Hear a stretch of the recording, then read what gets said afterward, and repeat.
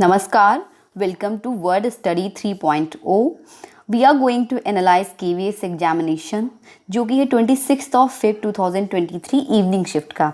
तो आज मेरा एग्ज़ाम था तो मैंने सोचा कि हो सकता है आप लोगों की भी कोई थोड़ी हेल्प मैं कर पाऊँ अपने रिव्यू जो भी मुझे समझ में आया एग्ज़ाम के बारे में या कैसा पेपर आ रहा है। आप लोग भी परेशान होंगे तो मेरे पर्सनल रिव्यू हैं, वो हो सकता है कि आप लोग अपने हिसाब से इसको जैसे भी आप लोगों को यूज़फुल लगे वो आप अपनी तैयारी में इसको यूज़ कर सकते हैं।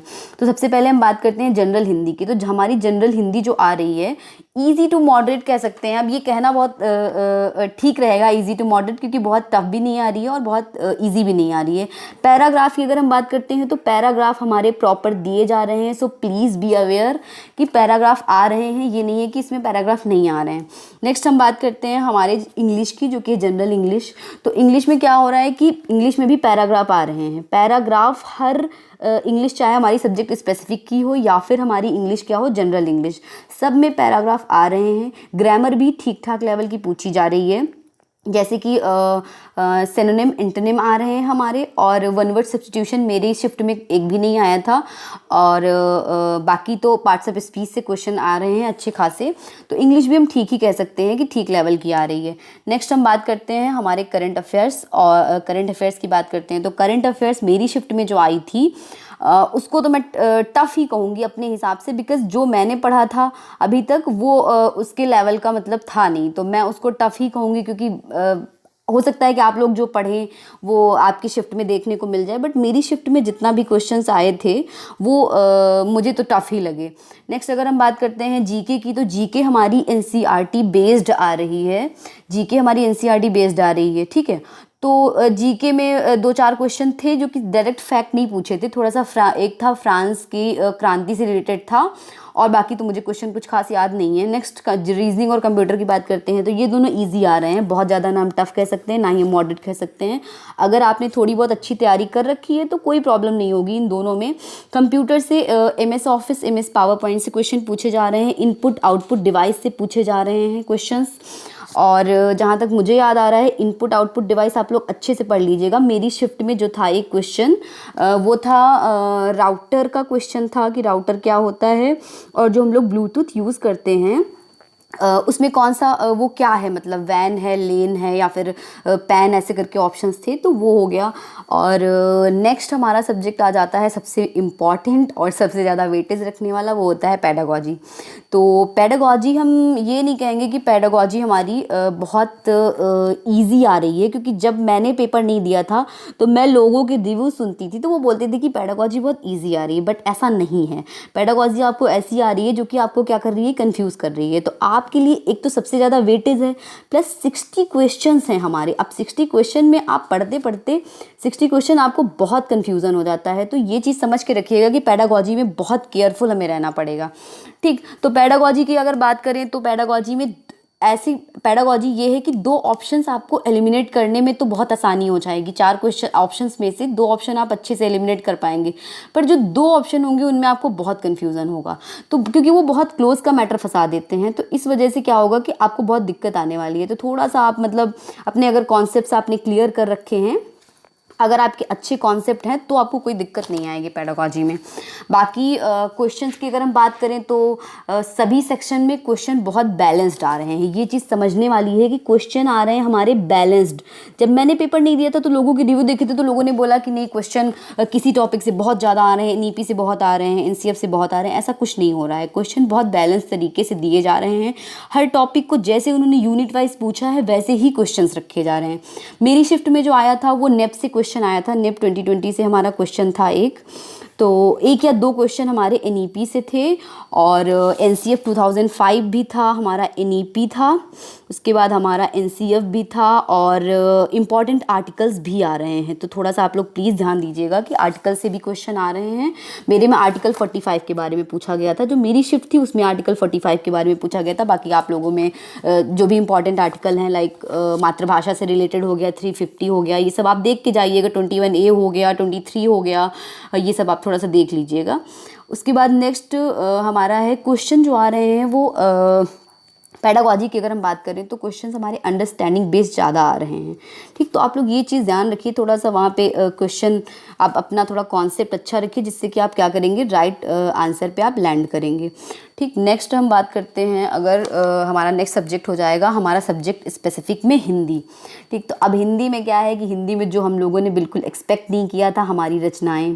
ठीक, मेरी शिफ्ट में कम से कम, ये तो मैंने इतनी स्लाइड में डाली हैं सिर्फ 4 रचनाएं, बट दो क्वेश्चन या 3 क्वेश्चन मैं भूल रही हूँ जो कि मुझे सही से याद नहीं है, वो भी थे। तो कम से कम मिला के हमारे 6 से 7 क्वेश्चन हमारे आराम से आ रहे हैं। 6 से 7 क्वेश्चन तो हम ईजिली कह सकते हैं कि आ रहे हैं सब्जेक्ट स्पेसिफिक में हिंदी से। तो मेरे में एक क्वेश्चन आया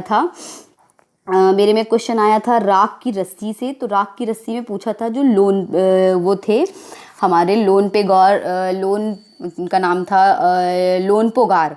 तो वो लोनपोगार कौन थे, वो मंत्री थे, राजा थे, क्या थे, तो उनके बारे में एक क्वेश्चन आया था।